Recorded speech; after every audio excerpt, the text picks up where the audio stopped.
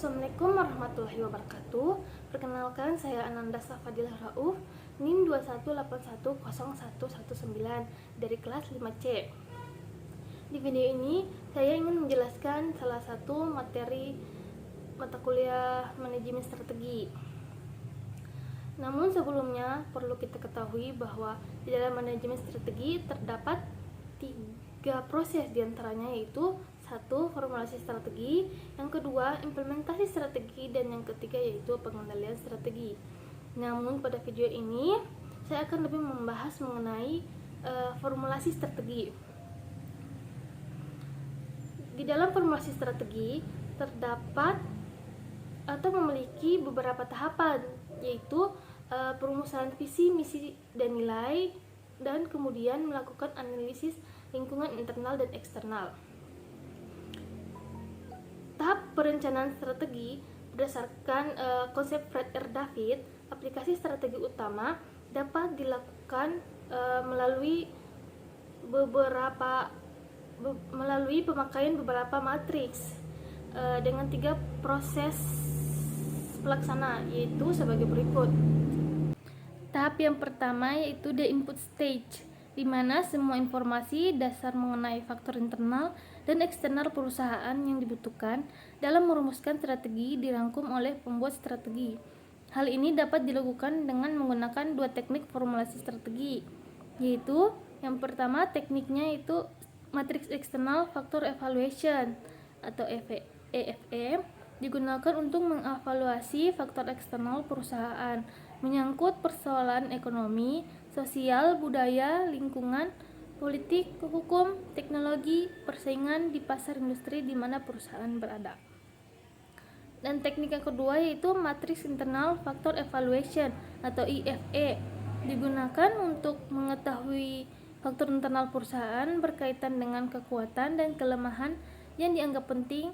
Data informasi aspek internal perusahaan dapat berupa fungsional perusahaan, misal dari aspek manajemen, keuangan, SDM, dan juga pemasaran. Tahap yang kedua yaitu the matching stage, di mana pembuat strategi melakukan identifikasi alternatif strategi dengan mencocokkan informasi input berupa faktor eksternal dan internal yang diperoleh pada tahap input. Pada tahap pencocokan ini dilakukan identifikasi hanya dengan menggunakan matriks SWOT. Dan tahap yang terakhir yaitu tahap ketiga. Di tahap ketiga decision stage, di mana metode yang dipakai adalah menggunakan quantitative strategic planning matrix atau QSPM.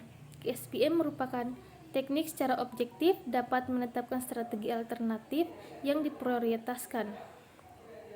Selanjutnya, perumusan visi, misi, dan nilai. Berikut merupakan pengertian dari visi. Ada beberapa, yaitu pertama, sebagai gambaran tentang masa depan yang realistis dan ingin diwujudkan dalam kurun waktu tertentu atau saat yang ditentukan. Pernyataan yang diucapkan atau ditulis hari ini merupakan proses manajemen saat ini yang menjangkau masa depan. Pengertian lainnya yaitu visi merupakan suatu kondisi ideal tentang masa depan yang realistik, dapat dipercaya, meyakinkan, serta mengandung daya tarik. Berikut merupakan kriteria dan manfaat visi. Kriteria visi yaitu singkat, sederhana, jelas, menarik, mudah diingat, sesuai nilai-nilai organisasi atau perusahaan, bersifat melibatkan semua orang, inspirasional, menantang, deskripsi suatu kondisi ideal, memberi arah bisnis yang akan datang, memberi kriteria dan dalam pengambilan keputusan, dan memiliki batas waktu. Manfaat-manfaat misi yaitu sebagai berikut: bukan fakta tetapi dapat menjadi gambaran pandangan masa depan yang ingin diwujudkan, dapat memberi arah dan mendorong anggota organisasi menunjukkan kinerja baik, menimbulkan inspirasi dan siap menghadapi rintangan, menjembatani masa kini dan masa yang akan datang, menjadi gambaran realistis dan kredibel masa depan yang menarik, menciptakan organisasi dinamis. Misi adalah pernyataan luas dan kekal mengenai suatu perusahaan. Misi ini mencakup falsafah dari pengambilan keputusan strategi perusahaan, mengindikasikan citra yang ingin diproyeksikan perusahaan, mencerminkan konsep dari perusahaan, dan juga mengindikasikan bidang produk atau jasa utama serta pelanggan utama yang ingin dilayani perusahaan. Kriteria dan perumusan misi tersebut yaitu kriterianya penjelasan tentang bisnis atau produk atau pelayanan yang ditawarkan sangat diperlukan masyarakat. Harus jelas memiliki sasaran publik yang akan dilayani, kualitas produk dan pelayanan yang ditawarkan memiliki daya saing yang meyakinkan masyarakatnya. Perumusan misi merupakan hakikat didirikannya organisasi yang dapat mencakup penggambaran tujuan, pembentukan organisasi, kegiatan, dan kiat organisasi. Perumusan misi juga merupakan fondasi penyusunan perencanaan strategis yang menunjukkan pentingnya organisasi dan harus jelas menyatakan kepedulian organisasi terhadap kepentingan pelanggan, dapat mengundang partisipasi masyarakat luas terhadap perkembangan bidang utama yang digeluti. Kemudian nilai.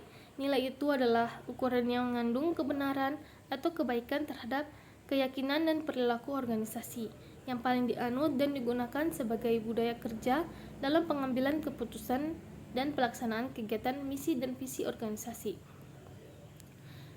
Kriteria nilai yaitu sebagai faktor atau pendorong perilaku organisasi dan mendorong keunggulan karyawan atau individu dalam organisasi, dapat mengklarifikasi ekspektasi kinerja mutu, menghargai pelanggan dan masyarakat luas, perilaku pimpinan sehari-hari sebagai teladan yang baik saat menentukan pencapaian visi dan misi. Dan rumusan nilai, penjelasan bagaimana dalam sehari-harinya melakukan tugas memimpin organisasi, sikap saling menghormati dan menghargai terhadap sesama yang lain, berperilaku santun, rendah hati, memberikan kesejukan dalam setiap pertemuan, menanamkan rasa hormat kepada orang lain, terutama sikap menghargai pelanggan dan masyarakat luas. Ya, tahapan dari formulasi strategi mulai dari perumusan visi, perumusan misi, dan juga nilai. Jadi kesimpulannya yang bisa saya ambil bahwa formulasi strategi merupakan proses penyusunan langkah-langkah ke depan yang dimaksudkan untuk membangun visi dan misi organisasi, serta merancang strategi untuk mencapai tujuan organisasi dalam rangka untuk menciptakan value yang terbaik. Terima kasih, kurang dan lebihnya mohon dimaafkan. Assalamualaikum warahmatullahi wabarakatuh.